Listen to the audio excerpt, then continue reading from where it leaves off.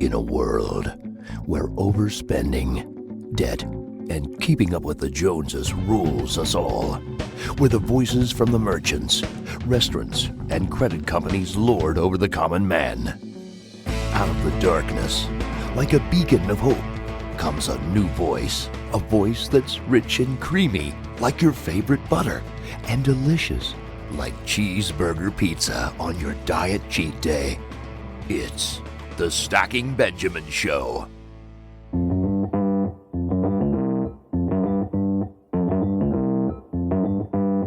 Live from Joe's mom's basement, it's the Stacking Benjamin Show.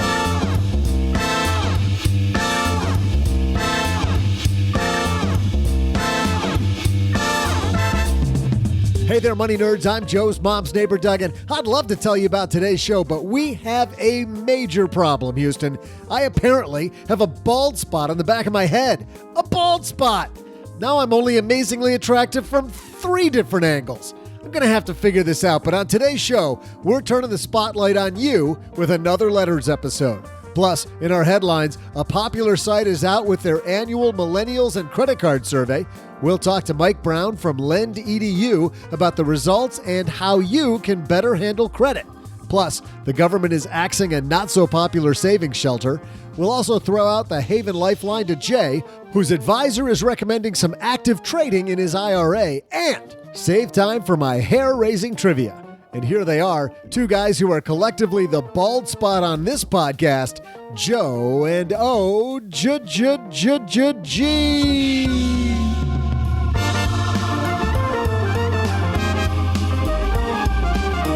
Bald is beautiful, man. You know, I told you what my kid said about the little circle that's going on the top of my head, right? I don't know if it was my 8-year-old or 10-year-old who said it, but one of them said, "Dad, you have like a black hole on the top of your head, and it is sucking in all of the hair." Hey, everybody. I am Joe Saul-Sehy, Average Joe Money on Twitter, and across this little rickety card table from me in the basement is the one and only other guy, or OG. Happy Monday, man. Yeah, same to you. Of course, this was the same kid, by the way, that saw a commercial for Rogaine on an airplane and screamed as loud as he could, "Dad! Dad! This would work for you." You know what else will work for you, OG? I don't know, but you're probably fixing to tell us. I think M1 financing. Man, fixing to, huh? Fixing to? You doing that? What else is there to do? I don't know. I think you're either doing it or not doing it. I don't know. The term financial services, though, is interesting, isn't it? Because for a lot of people, they probably feel that it's really just an industry servicing itself. M1 Finance wants you to change that and help you take control of your money like never before. With M1, you create a customized portfolio so you can invest like you should, investing in the companies and industries you totally believe in. Don't throw your money into some investing service you can't control or into a self-directed brokerage. It's so complex you don't know how to get started. M1 makes it incredibly simple. Here's what you do. You log into an intuitive interface and technology that automates the process once you set up your account. And if you need help, M1 has dozens of professionally designed portfolios you can choose from to get started. The first $1,000 is free, and it's only 0.25% for accounts up to $100,000 and 0.15% for accounts over $100,000. So go ahead. Check out M1 Finance today on the web at stackingbenjamins.com/M, the number 1 finance. That's stackingbenjamins.com, M1 Finance, or download their slick mobile app on iOS or Android. M1 Finance, be invested. So at the very beginning of that M1 piece, you mentioned customer service and the financial services industry, and it reminds me immediately of this old George Carlin bit about customer service. Oh, I've never... That was really funny. I've never heard it. Yeah, here you go. Count. I'm servicing this account. This customer needs service. Now you know what they mean. You can imagine. Now you know what they mean. Yeah, George. We specialize in customer service. You can imagine what he's doing with his body there as he's servicing the account. It's so bad. I love George Carlin. God rest his soul. And if you've ever been frustrated that the tool you're using to manage your money, OG, wasn't flexible enough, speaking of what he does with his body, flexible. If If the tool wasn't flexible enough to service the account. Okay. All right. I see where we're going there. Well, if you got worried that you haven't met today's sponsor, Tiller Money. Tiller's the only personal finance tool giving you complete control over how you manage your money. Tiller automatically pulls your latest spending and earnings transactions and account balances into a Google Sheet for you each day. Choose from a variety of powerful and easy-to-use pre-built templates or harness Tiller's power to build your own Google Sheet money management dashboard. With bank-grade security, Tiller supports over 10,000 institutions so you can track your spending, measure progress on your budget, monitor your net worth, or build new reports for your own unique finance tracking needs without the fuss of logging into multiple sites or manually exporting data. As our own Kathleen, our business partner, says, Tiller Money, it's like Google Sheets and Mint had a baby. StackyBenjamins.com/Tiller, Tiller. That's StackyBenjamins.com/Tiller. We got a good show today, man. We've got letters, big time letters, but we've got a couple headlines first, so let's move. Hello, darlings. And now it's time for your favorite part of the show, our Stacking Benjamins headlines. Our first headline comes to us from just about every major publication in the United States, but this one is from Yahoo Finance. Treasury announces steps to wind down the MyRA program, OG. This happened just a couple weeks ago out of Washington, D.C. The U.S. Department of Treasury today announced that it will begin to wind down the MyRA program after a thorough review by Treasury that found it not to be cost-effective. This review was undertaken as part of the administration's effort to assess existing programs and promote a more effective government. Demand for investment in the MyRA program has been extremely low. American taxpayers have paid nearly $70 million to manage the program since 2014. Boy, that's a high expense ratio. You and I called that. We called that a long time ago.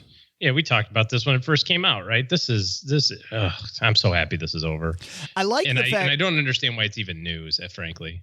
I don't understand why it was there to begin with. Like, there's nothing good about this thing. Well, what I do like the focus on trying to, like when we had the MyRA people on from the Department of Treasury, I like the fact that they were trying to handle a problem, which is the savings rate, especially among poor Americans, is very slow. And part of the reason is they say that they're afraid of the stock market. But what's funny is we don't need, to your point, we don't need a new program to solve that new umbrella to solve that problem. Under. We can solve that problem with the Roth IRA. Yeah, and there's already established private institutions that handle this very well. There's tons of brokerage companies. There's tons of custodians out there that are really great at this. I mean, shoot, even look at the fintech, like an Acorns thing, or what's one of the other one? Didn't Digit just close down or start charging money or something? So they kind of Digit just started charging more. Yeah, they just kind of screwed the pooch. But at the end of the day, why do we have $70 million? Come on. This press release actually says the same thing. Retirement savers have options in the private sector that offer no account maintenance fees, no minimum balance, and safe investment opportunities. Some good stuff there. Good riddance. And in our second headline, a new millennials and credit card survey out, and we're talking to one of the people that created the survey from LendEDU. Mike Brown joins us on My Dad's Shortwave. Welcome, man. Hey, Joe. Thanks for having me. Well, pleasure to be on. Absolutely. But millennials and credit cards, Mike, this seems like a little bit of a train wreck when I read your results.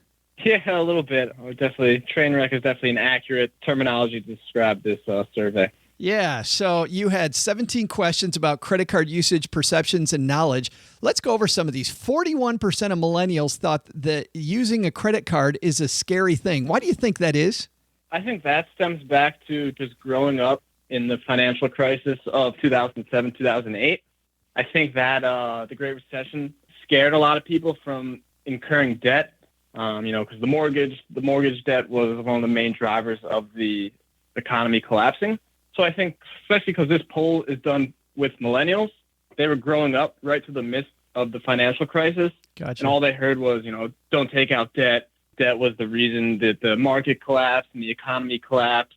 So I think it stems from growing up in that era. They have this association that if they take on a credit card, they're going to take on debt, and that eventually is going to lead down a bad path. And that actually is better than the opposite, which is that, it can create massive problems. So I guess I like that piece. But when you couple it with the next answer, 36% of millennials, like 1 in 3, right, say that they've maxed out their credit card limit. So they see it as scary and they're taking full advantage of it in the wrong way. Right, exactly. That's an excellent point. Whether or not they know what their credit card limit is, or, whether they just don't care, or whether they think they can just swipe their credit card and there's no repercussions. I can't tell you the exact answer to that. But yeah, that's two contradictory stats where they are scared of credit cards, but they're not as scared to splurge on their credit card. Yeah, 45% of millennials say they don't know the interest rate on their credit card, yet 48% carry a balance on their credit card. Do you know what the average credit card interest rate is that the average millennial is carrying? I don't have any idea. Do you? Right now, I just doing some quick research. It looks like the average APR rose to 15.07% this past Wednesday, it looked like. Okay. So around 15%, I guess. Yeah, 15% is a great rate of return for the credit card company. Yeah, right. I want to ask you about this next one. 24% of millennials see their credit card as a status symbol. Why do you think that is? Right. I think, especially when it's millennials are going out a lot. They're going out on the weekends. They're with people. They're trying to meet new people. One of the ways they think they can present themselves as more attractive, or I don't know what word you want to use, is by showing that they have money. Gotcha. And, you whip out your credit card and you have a really nice credit card. I think that implies that you have money. It's kind of like the way people associate the black card with being extremely wealthy. Kind of the same situation as that, but just on a much smaller scale. I remember that in college when I had my American Express card, and I actually was so bad, Mike, that I had mine taken away. But while I had it, you're right. I totally whipped out that card, and I thought I was pretty damn cool because I just had the green card, and none of my friends did. Yeah, right. It's kind of like the exact opposite of having alligator arms when you're surrounded at a table with a bunch of friends. Right. You want to extend those arms and show everyone that nice credit card you have. Yeah. Ask me. That didn't work out that well. But the last one that I wanted to get to, and I know you have a lot of other stuff, 6% of millennials said that a late payment would help their credit score. That's amazing. So if I pay my credit card late, my score is going to go up. What's that about? Yeah, Joe, I have a hard time explaining that one myself. I don't see why they would think that would be the case. Making a late payment or missing a payment is a bad thing. No one is ever going to get rewarded for, doing something bad or doing something wrong. I'm not quite sure what that 6% was thinking. I hope they haven't been making late payments on purpose, because if that was the case, I don't know what their credit score would look like. Yeah. So the site is LendEDU. We'll link to it on our show notes at stackingbenjamins.com. Also the study at LendEDU. Mike Brown, thanks for hanging out for a minute. Thanks for having me on, Joe. Really appreciate it. Big thanks to Mike Brown again from LendEDU. Who's the person that thinks that your credit goes up when you miss a payment? If that were the case, my credit score would be 1 million. Right. Yeah. It'd be a jillion. Guess what, honey? Another increase in the credit score, sweetheart. I haven't paid a dime. We're going out to dinner again with the money that I owe Citibank. Oh, that's cha-ching. Yeah. Better yet, we can refinance this tomorrow because our credit score keeps going up. You take what Mike Brown talked about, and you take the MyRA news, and the one lesson from our headlines: education, man. Educate yourself on what's out there. There's got to be a base level, right, that you've got to be responsible for to participate in today's day and age.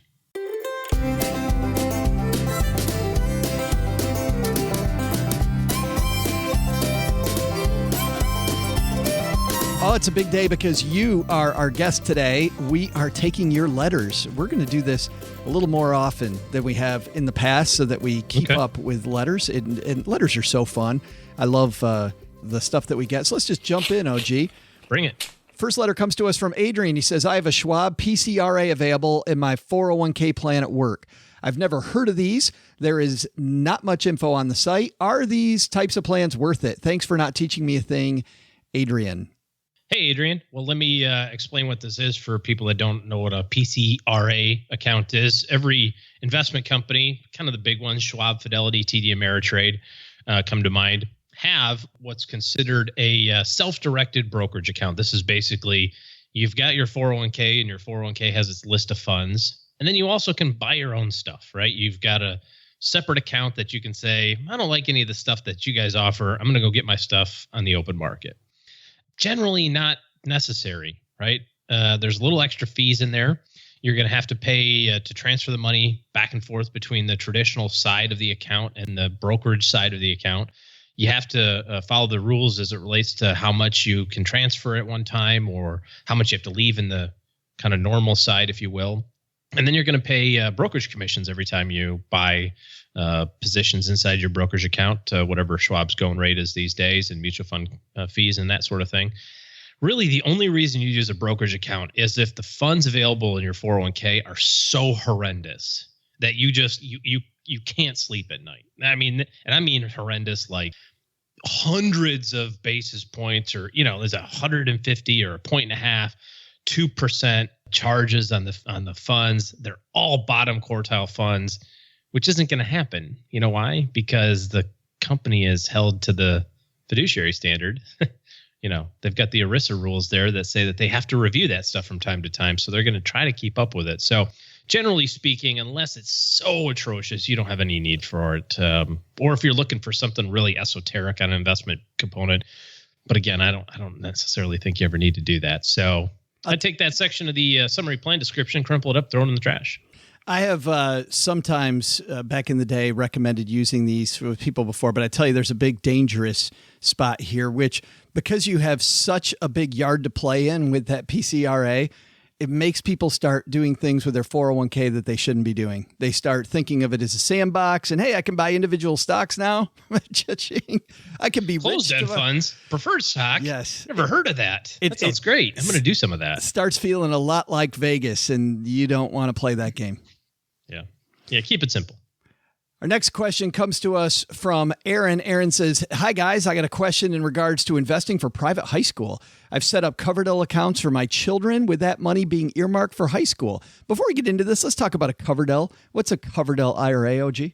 Yeah, Coverdell's education IRA. So it just came on the heels of, was that right around Roth IRA time? Late 90s, I think, is when the education IRA came around. Yeah. Low contribution amounts. Now they call it Coverdell, but low contribution amounts are around I think it's $2,000 a kid per tax year. And it's kind of like a 529, only you can also use it for private school at the lower levels. Nice.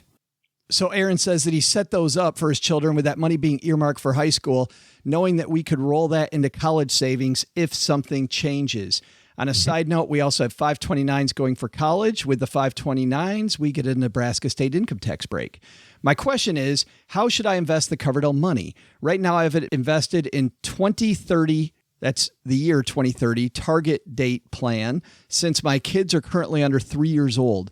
Would this be the right route to invest so the plan's a little more conservative, or should I be taking on more risk with this money while my children are young? Thanks, and I haven't learned a thing, hence this question. Obviously, Aaron, we don't know you, but I think we might be able to put you in the right direction.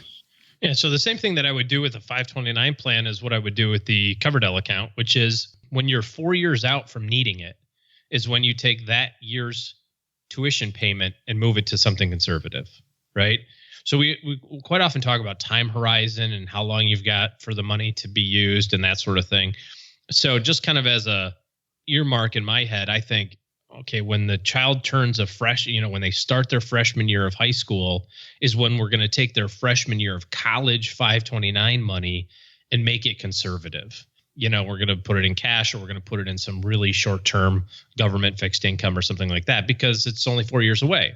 But the sophomore, junior, and senior college years of money, that can still stay invested. So I would do the same thing for high school. And you got a shorter runway. You're 3. You're going to start high school when you're 14, I guess, give or take. So I would wait until the child is 9. And then I would say, okay, I'm going to take 1/4 of that, payment, and now I'm going to move that to conservative. So over the next 6 years, from 3-year-old till 9, I'm going to have that be a little bit more aggressive. Asterisk, subject to your personal risk tolerance, time horizons, goal, blah, blah, blah, blah, blah, blah, blah, blah. Our lawyers made us say the blah, blah, blah part. Yeah. And that wasn't really blah, blah, blah. If you play this very slowly. Yeah, if you do it really slowly, it's like the Micro Machine guy. We talk for like half an hour. That's what really happened. He says, thanks, and I haven't learned a thing, hence the question. Glad you can't learn. If you learn from this show, keep it to yourself, please. Pat says, hey, love the show. Avid listener on my way to and from work. Great format. I'm a 38-year-old naval officer. Thanks for your service, Pat. Retirement from the military is about 3 years away. With it will be a $55,000 a year pension and set healthcare costs for life. My 39-year-old wife, much older, a whole 3 months. He said she's a cougar. She's 3 months older than him, man. Robbing the cradle. Anyway, I have about $500,000 in retirement savings, most in Roth IRAs and the Roth Thrift Savings Plan option. $160,000 in college savings, 2 kids, my transferable GI Bill should take care of the rest of college savings. A rental home that cash flows about $2,500 annually, but has about $280,000 in remaining mortgage, our old home in Virginia that he rents out now, apparently. About $30,000 in taxable accounts in our primary house in Florida. We're debt-free with the exception of our homes and have a fully funded emergency fund. So my question is, I'm a reader of everyone from Dave Ramsey to Rich Dad Poor Dad. What do I do next? We normally max out both Roths and then put about $6,000 a year in the Roth Thrift Savings Plan option. Should we invest more in retirement or taxable accounts? My worry is not so much when I'm 60 as it is when I'm 42 and, quote, retired, but looking for my next gig that's not in a uniform. I feel like we're done with college savings for a 9-11-year-old, but looking to build wealth otherwise. Thanks, guys. Really look forward to hearing your somewhat sarcastic but always informative answer. Why does he think we'd be sarcastic? Yeah, I'm not sarcastic. You're sarcastic. I'm not sarcastic. Would I ever be sarcastic? No, just on Fridays generally. Only when I say, would I be sarcastic? Yeah, only when I would say no. Right, exactly. Yeah. So what do you think? What do they do next? They're doing a nice job. Yeah. Here's the thing. At the end of the day, you're not done yet. Just because you got $500,000 saved, and maybe a little bit more if you count the college funds and that sort of thing.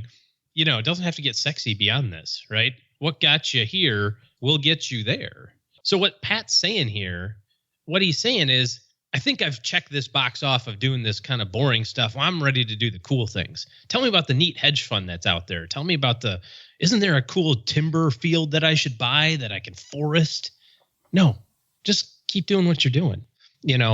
There's plenty of clients that I've met with and work with, and people that you've seen, of course, Joe, that they get in trouble when they kind of try to get creative with it. You know what I mean?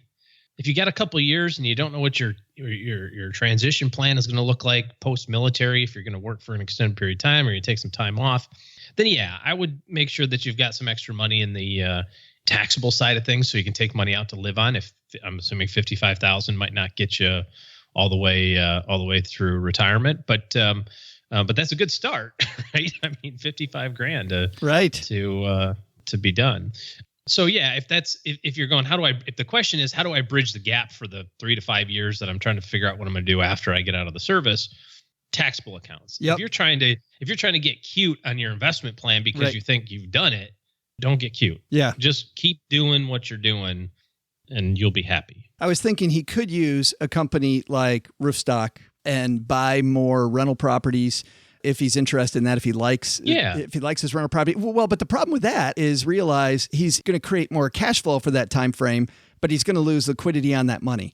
So it really depends for me on what he wants to do. Like if he's thinking about that next opportunity being to build a business, I would never buy another rental property if I were going to businesses to buy two rental properties.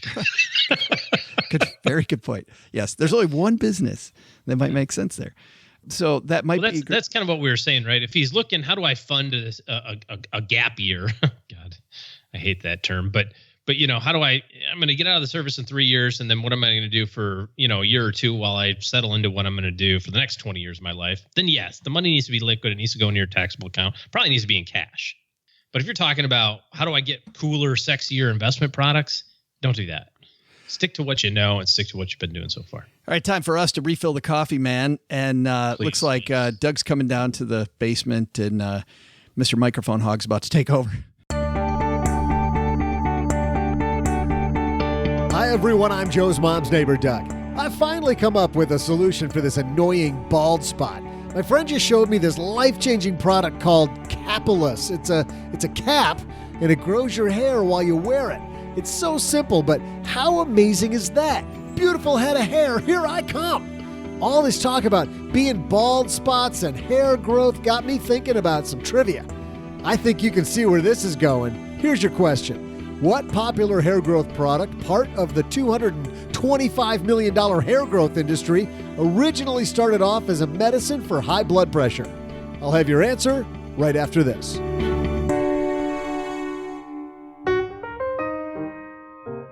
I've talked about this stat before, but this is scary. According to a 2016 Gallup poll, 48% of all Americans don't own any stock. And I realize it can be daunting when it's time to start something new, but here's a great thing. Getting invested has more to do with taking baby steps than leaping headfirst into Wall Street. Here's Brian Barnes, founder of M1 Finance, on just how easy it is to be invested.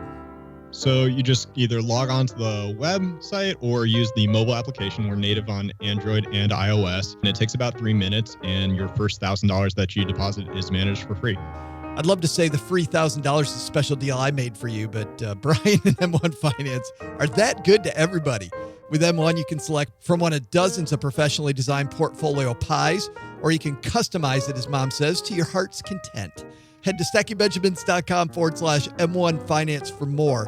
That's stackingbenjamins.com, finance.com for more. So just fire up their mobile app, M1 Finance, be invested.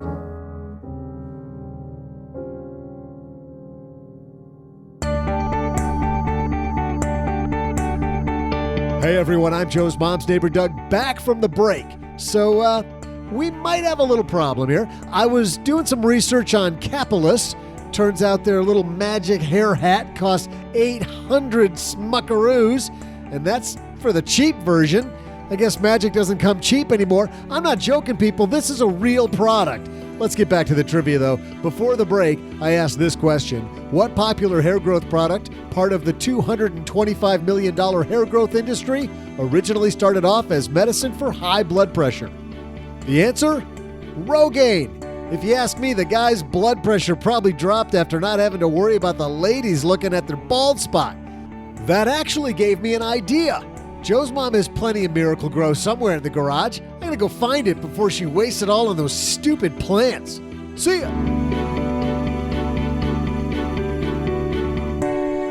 Bam! You got that one right. Well, fishing in the pond that I know a lot about. What did you just say? I'm not even sure I know what that means. That's okay.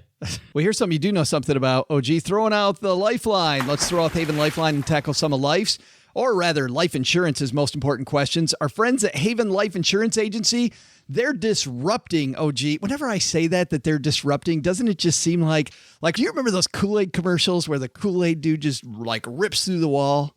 Yeah. I feel like big Kool-Aid container. Did you used to have a big Kool-Aid container? Oh, like yeah. That size? Of course we did. Yes. Yeah. And just 2 cups of sugar. Oh, do you remember just pouring that sugar in there? Oh. Just 2 cups and the little packet of flavor. And you're like, what's left? Mango? Oh, come on, Mom. Go get the lime one. I know. Why did she even have the mango? The Haven Life's wondering where this went off the rails. Yeah, they're disrupting the life insurance industry by focusing on what you value most. What do you value most, OG? Money and cars. Okay. How about family and time? They were the first life insurance startup that's also wholly owned by the industry giant MassMutual to create a high-quality, affordable term life insurance policy you can purchase entirely online. Qualified healthy applicants, guess what? They get to skip the medical exam. Head to stackingbenjamins.com/Haven Life now to get a free quote and learn about life insurance the modern way. The thing that I like about the Haven Life website, they've got a great, fantastic tool to figure out how much insurance you need. Instead of just pointing a number, and as you know, OG, life insurance isn't about one number, it's a range. They give you a range. Hey, you probably want to be between here and here, depending on how you feel. It's not an exact thing. Great stuff. Yeah. Well, here's a guy with an exact question. Our new friend Jay's calling the lifeline. Hey, Jay. Hey, Joe and OG. This is Jay from Tennessee. First-time caller. Hope things are going well down there in the basement. It's awful hot here in Tennessee this time of the year. I have a quick question for you. I have a large part of my retirement savings with one of the big box retailers. Recently, my advisor suggested that I put some of that money into an actively managed account. However, they're not going to invest that money in a single mutual fund. They're going to take that money and buy over 100 individual stocks and manage the portfolio stocks much like a mutual fund. Now, they've removed all the trading fees so that when they buy and sell out of this portfolio of single stocks that I'll be holding, it won't be charging me a trading fee every time. But there is an active account management fee that they will be charging me. So what are your thoughts on this trend towards going to single stocks over mutual funds? I'm listening intently. Thanks. Thanks, Jay. And Thanks, Jay. OG's about to speak intently. I will speak very intently. This is what's called a separately managed account. In our parlance, we would call them SMAs. And effectively, what you're doing here is you're eliminating the collectiveness of the mutual fund. So kind of back up a little bit. You've got a mutual fund, right? ABC Growth Fund. That fund is managed by a person, right? If you have enough money, you can go to that person and say, manage my money just like you do everybody else's. But I want to own the individual stocks. Well, why would you want to do that? Well, maybe you have a really concentrated stock position and you're trying to diversify around it, right? And you don't want to sell it for whatever reason. Maybe there's a tax issue. Maybe you're an insider at a company and you're required to have a certain amount of stock in your company and you need to manage the risk around that. All this is basically a glorified mutual fund with about the same charges of a mutual fund, because now the fund manager, he's just going to charge you directly and the advisor is going to charge you directly. And unless it's in a taxable account where you can really benefit from the tax gains and losses, I don't necessarily see the benefit in it. It's just a sexier way of saying just buy ABC Growth Fund, because that's not as sexy. And so sometimes people want to see 200-page statements, and all this trading and make them feel important. I don't know that I would go in this direction. Yeah, I don't think I'd go there either. I'm totally with you. In a taxable account, maybe we can make a difference. By the way, this is like, for advisors, this is like the first move up toward using a hedge fund. And it's funny, there are some good managers who do separately managed accounts. It's a gateway drug. SMAs are a gateway drug to hedge funds. Doesn't it totally feel like it? Don't you think so? I agree with you. It completely does. And there are some hedge fund managers that most of us can't afford who have an amazing history of beating the stock market. We go through those statistics. The statistics on some of these people go out the window. We say that people, we do the statistics about the random walk down Wall Street and people can't beat the market. There are people who do, and they only work with really, really high-end people. It's a whole different ball game. But there are people that have, is what you mean to say. Right. But there's no evidence to suggest that they have done it in the past. They will do it again in the future. And that's the crux of exactly. But there are people that have a strong track record of doing it. There are people that have decades of experience doing it. Right. Correct. Yep. Right. Yeah. But this is not that. This is the gateway drug to that. And outside of a taxable account, I wouldn't get involved. And even in a taxable account, I'd still go, I mean, there's got to be a reason for it, right? I mean, like I said, if you've got a single position that you have to manage around because you've inherited a whole bunch or you acquired a whole bunch or you're an insider, maybe. But this is an exception rather than the rule, I think. Yeah, good stuff. Thank you for the question, Jay. If you've got a question like us to throw out the lifeline to you, it's stackingbenjamins.com/voicemail. That's stackingbenjamins.com/voicemail, and you will be on the Haven Lifeline. Let's go back to the letters bag because we've got a few more, OG, before we call it a day. This one's from Terry. Terry says, my wedding's fast approaching, and the fiance and I plan to start investing a portion of our income to build a profitable portfolio. As this is a new adventure for the both of us, I was wondering if you had any suggestions on basic questions or insights when meeting with a financial advisor and or a stockbroker. I hope that makes sense. That makes perfect sense, Terry. By the way, congratulations on your upcoming wedding. Sucker. No, I'm just kidding. Right. Come on in. The water's warm. Yeah. Yeah. You can come in and be as miserable as the rest of us. So bad. That is so bad. I love being married, actually. Thank goodness Mrs. OG doesn't listen to the show. She only listened to that one the other day. Oh, about, boy. About the mystery spot. Even Mrs. OG's mother listened to that one. Oh, no. Oh, yeah. Yeah, that was live streaming in the family vacation. No.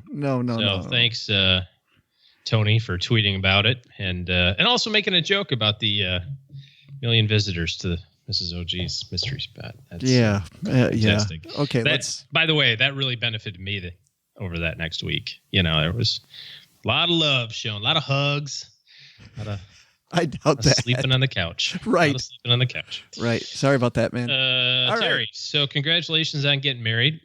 First and foremost, I really strongly suggest that you build a profitable portfolio like you suggested, as opposed to an unprofitable one. So I think you're headed in the right direction there. That's my sarcasm for the day.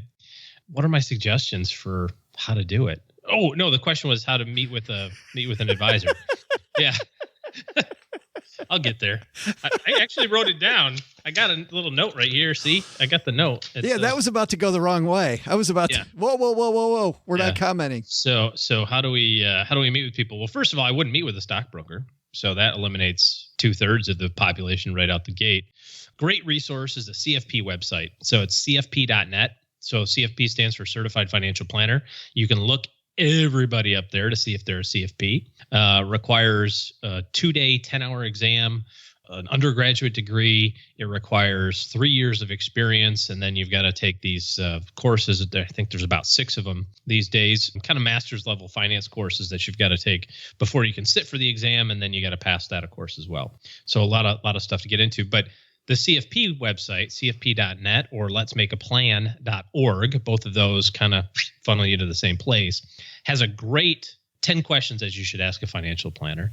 And I would go through that piece by piece. The other thing that I would be sure to do is make sure you review and research them on finra.org, FINRA.org. I think we've got the link on Stacking Benjamins for that. Broker check. Yes, stackingbenjamins.com/broker check will take you right there. Yep. So you want to go there. And then you also want to look them up on the SEC website. 2 different sites, 2 different registrations. They may point you to the same place, but you want to double check both.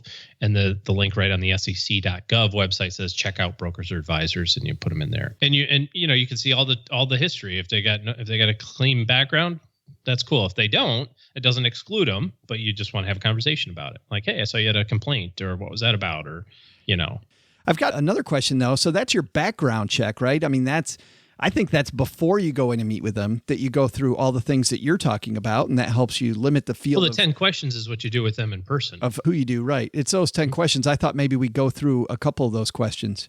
So a number of those questions are things around philosophy. A lot of them are around education and experience, which, you can kind of look up on LinkedIn, or you can look them up on the CFP website or FINRA or SEC for the broker check. But the biggest thing when working with a financial professional is the fit. You have to be able to connect with them, because I don't ever go into a relationship with a client assuming that it's going to be a 1-year deal, right? Like, my phrase that I tell everybody is, I really strongly believe in the song, how can we be lovers if we can't be friends? So how are we going to be working together over the next 30 years, helping you with your financial planning and helping you with, all these different goals and time frames and everything that's going to happen if we don't like each other? So the biggest thing is, you got to believe in their philosophy, and they got to be aligned with you, all that, but you got to kind of like them, and if you don't like them, they don't like you. I don't care how smart or cool or it doesn't matter. You're just going to have a crappy relationship. So. Yeah, and there could be fantastic advisors out there who work with nobody like you too. I would try to make sure that they work with people that are in a similar situation as yours. Tom Peters, a great management guru, was talking about back in the late 1990s that the heads of state in Russia had a heart surgeon who only worked on the heads of state in Russia. That was it. That was their only job, and they didn't do anything but that. And then he went to a hospital in Atlanta where these people were doing 3 and 4 a day, right? And he made the point, which one do you want? Somebody who works on people like you 3 or 4 times a day, or a dude who sits around and once a year, if that, maybe, is reserved for. He's like, of course you want the person who works with people like you, does it over and over and over again. Like that's a way, way, way better process. And so I don't know if that's the 10,000 hour deal, right? Yeah, I don't know if that's the perfect analogy, but I think everybody gets my point. Pretty close, yeah. Good stuff there. Thanks for the question. And we've got one more here. Got time for one more? All right. This one comes to us from Matt. Matt says, "Hi, Joe and OG. I'm a school teacher who just recently moved to a new state from Illinois. Though I'm vested..." Sorry. Did I start laughing? Because when you say you moved from Illinois and you're a teacher, that means this is going to be a pension question, OG. Hi, I'm moving from Illinois, where you might know that we might have a pension issue. All right. Though I'm vested in the Chicago Teachers Pension Fund, bam, I have some uncertainty about whether the money will be there when I retire in 30 years. Currently, I'm projected to earn $7,500 a year starting at age 65. However, simple math tells me if I take the money and expect at least a 5.8% return from now on, I can invest and earn the same amount of money with maybe a little more certainty. My question is whether you believe it's better to leave the money in a broken pension fund or take it out and invest myself. There's a small chance I may return to Illinois in a few years when my girlfriend is finished with law school. I do have other retirement IRA accounts as well as a 403B combined with my last job in my current district. Thanks. Good question, Matt. Let's tackle that one. When it comes to pensions, I think the writing is on the wall here of what's happening with these defined benefit plans, especially the municipal ones throughout the country. Illinois, of course, has made headlines for all of their stuff that's going on in their state government and different municipalities. It sounds like you probably only worked there a little while if your pension's only $7,500 a year at age 75 or 65. And you said you got 30 years to go. So maybe you've got a couple of years. So the pension balance isn't very high at this point. I, under no circumstances, like leaving my retirement control in somebody else's hands, especially people who can't manage to do math correctly. So I would have the money gone before the end of the day in my 403B plan or in my brokerage account, IRA or whatever, and invested just like you normally would from a long term. But the trade-off, of course, is, you can't screw it up. Right. If you screw it up and it's gone, you can't go back to Illinois and say, gosh, I really followed that up. I'd take my $7,500 a year now. Yeah, I go through an exercise of which one will upset you more. You take control of it yourself, and you either mismanagement and don't get your 5.8, or you go back to Illinois. The pension system wasn't broken, and you could have had more years. Does that upset you more, or does it upset you more if you stick with the broken pension program and it goes bye-bye, and now you're getting pennies on the dollar, or 50 cents on the dollar, whatever it might be? That's the trade-off. I would walk through that emotional pattern too, because I think that's an important part. Mm-hmm. Yeah, good stuff. And then I would take the money out and put it in. Oh, good question, Matt. Hey, and thanks to everybody for the questions today. Fantastic stuff. If you've got a question for the show, send those to me, Joe at stackingbenjamins.com. And by the way, the better way to go, of course, is the Haven Lifeline. We'll throw that out to you if you just go to stackingbenjamins.com/voicemail. Or for both of them, just head to our website, Stacking Benjamins, and you know what, across the top it says questions, ? And click that, and you'll have all those options.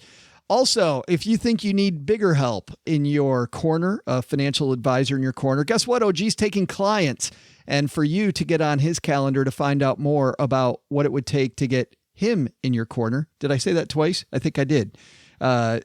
Head to stackingbenjamins.com/letter O and letter G. That's stackingbenjamins.com/OG, and we'll get you there. Big thanks also to everybody who's left us a review on the show. Great reviews lately, OG. I'm so thankful for people that take a second to tell listeners of the Stacking Benjamins show what they're getting into. And this one is going on Mom's Refrigerator.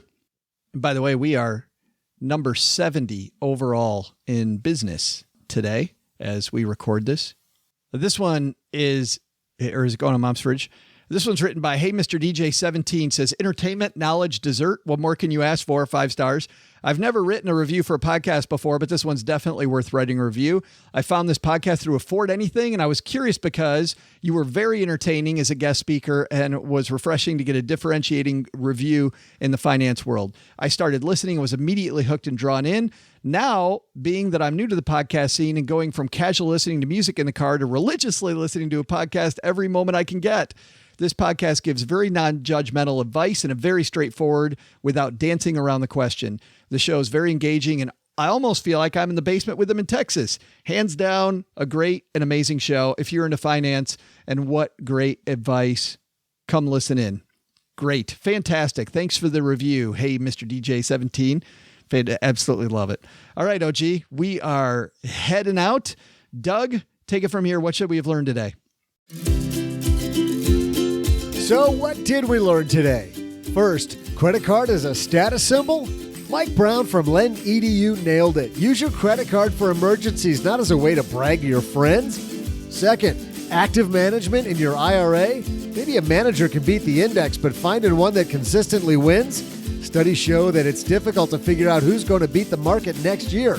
Once you add fees, it's even harder to find someone who beat the index. But the big lesson? Never tell Joe's mom about your bald spot just before you fall asleep on the sofa watching NASCAR. That woman just shaved my head. A big thanks to Mike Brown from LendEDU.com for stopping by. You'll find a link to their millennials and credit card trivia on our show notes page at stackingbenjamins.com. Kathleen Selmans handles design, newsletter, and classroom opportunities. If you'd like to learn more, head to stackingbenjamins.com/classes. Online, visit us on Twitter at @SBenjaminsCast or on our Facebook page. Shannon Cowan is our community manager and social media guru. I'm Joe's mom's neighbor, Doug, and I'm pretty much the guy in charge of everything around here. Trust me, this well-oiled machine didn't get like this all by itself. SB Podcasts may receive payment on the show from sponsors and guests in the form of books, giveaway items, discounts, or other remuneration. There's no way you would take advice from these dorks, but like Joe's mom always says, don't take advice from people you don't know. This show is for entertainment purposes only, and before making any financial moves, consult with a real financial advisor. Special thanks to Gertrude for telling me that bald men are sexy. I knew it all along.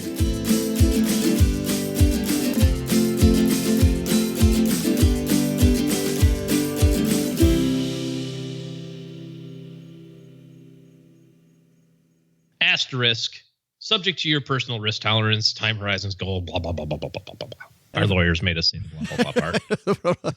Yeah, and that wasn't really blah, blah, blah. If you play this very slowly. Yeah, if you do it really slowly, it's like... The previous or following inferences, portrayals, material disclosures, or ad-libs you may or may not have heard and not get do not necessarily demean the NTLA, MCA, banking, film processing, laboratory services, pharmaceutical distribution office, products and services, consumables distribution office, anyone in this room tonight, including but not limited to their neighbors, friends, and if for any reason any of my material or jokes cause any normally sane person to laugh in the middle of a drink, causing said person or persons to spew milk, water, coffee, and alcoholic beverage, any other liquid or solid through their mouth or nose, resulting in a stain, spill, or other such damages may occur. Neither are the aforementioned persons are indemnified against, cannot condone, therefore will not be responsible for alleged harm, loss, pain, and suffering, misfortune, hurt, wound, bruise, blow, accident, havoc, mischief, or ego damage to actual person or persons, or their expensive clothing worn on this occasion to impress their friends, co-workers, or bosses, including but not limited to an act of God and not and certainly not dependent upon tax, take, title, personalized upon security based on individual disappearance, delivered today to a customer near you.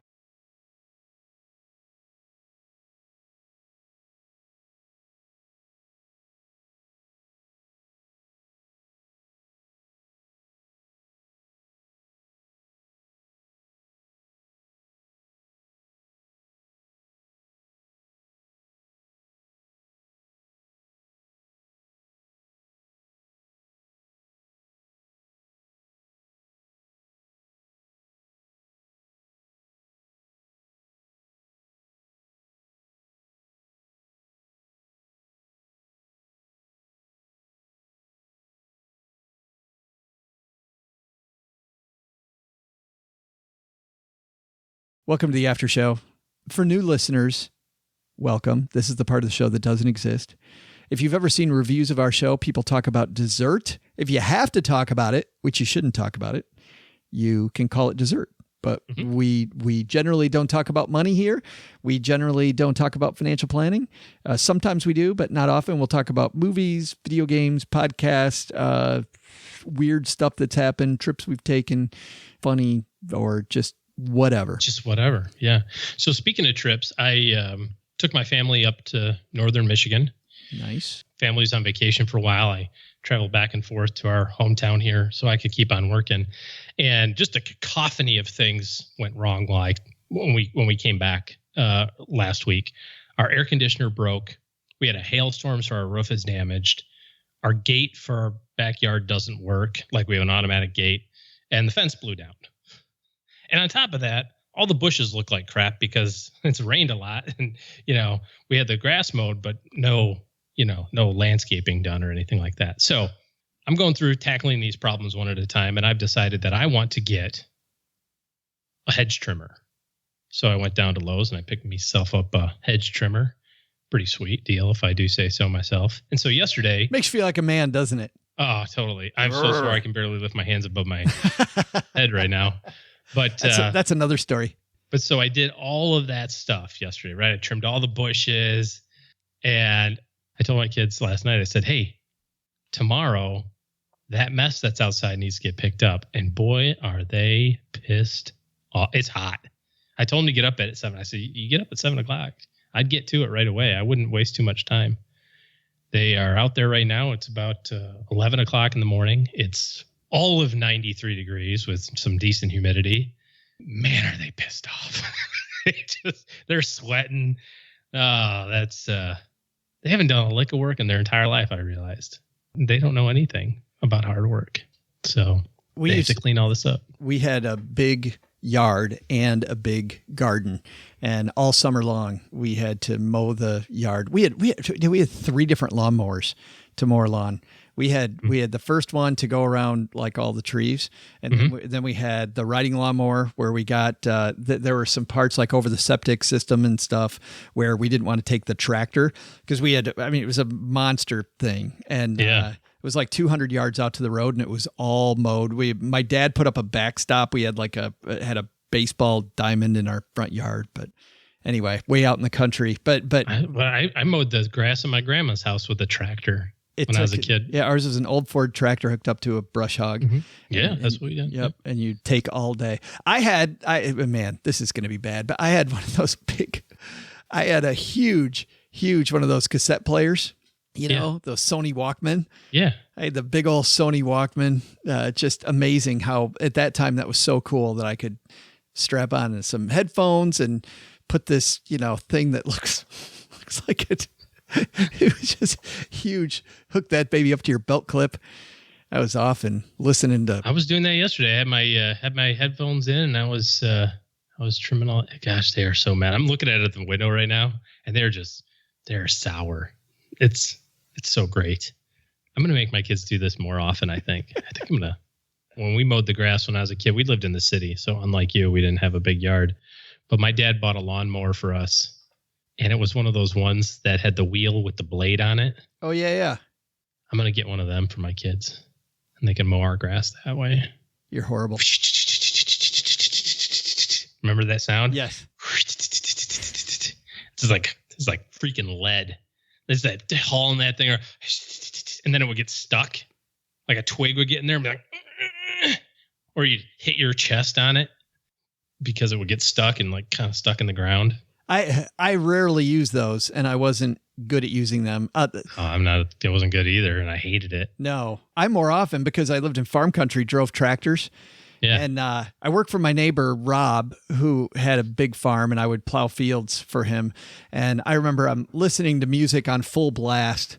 Because you had to. Yes. Because you got a freaking tractor underneath you. Well, it's a big white tractor. I mean, white's the name of the company, and and I'm in an air-conditioned unit, dude. Oh yeah, no. This is you highfalutin over there in the western part of Michigan. Oh, on the eastern man. This This at was grandma's house. This was a huge tractor. There's no AC. I can assure you that. So I'm driving down to the end of the field, and there's this is a great lesson, by the way. And had to talk about this with my friend. Say so yourself. Well, I had a great talk about this last week with my friend Mike. We were talking about like the biggest lessons, and it's funny because a lot of the time, like when you're growing up, you kind of want the adult to yell at you, so the severity of what it is. Like when you've got to determine for yourself as a kid what the severity of the problem is. It's like way, way worse. It's like Disney used to have this ride that they put in the dark because the Imagineers realized that the stuff that they could make was not as damaging as putting you in the dark, and your brain would do a better job, right? So they said they would use the dark and noises to make your brain come up with much better stuff than they could ever do. Same thing I think applies here. So anyway, so Rob was always a great boss, but I'm riding down and I get to the trees at the end, and my tractor had these wide arms and had these mirrors on either side that stuck up. Mm-hmm. And a tree limb would get caught on the mirror and it would go back a little bit, and then would just fling and it would go off. Well, I am not paying attention at all. I'm playing the drums. I'm in this air conditioned unit. It's the easiest job. And all I got to do is make sure the damn thing goes straight. Yeah. Drive straight, turn around, drive straight again. Easiest job ever. I get to the end of the field one time. I turn around. There's a limb, and the limb goes back and back and back and back on the mirror, and then flings forward, hits the side of the cab, smashes the window like the entire side window, which is, there's the door was a window. Yeah. The whole side was a window, all shatters, glass all over the end of the field. I've just totally taken out the side of this huge, expensive tractor, and I'm shaking in my boots, man. I am shaking because oh man. So I'm shaking remembering this. And this is, long 30 something years ago. So I drive the tractor back. I go find Rob. He's working on something else in a barn. And he always had us call him Rob.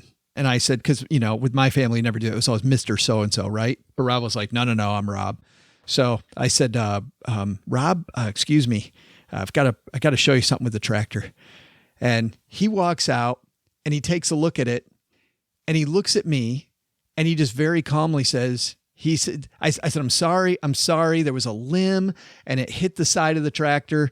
And it was, obviously it's horrible.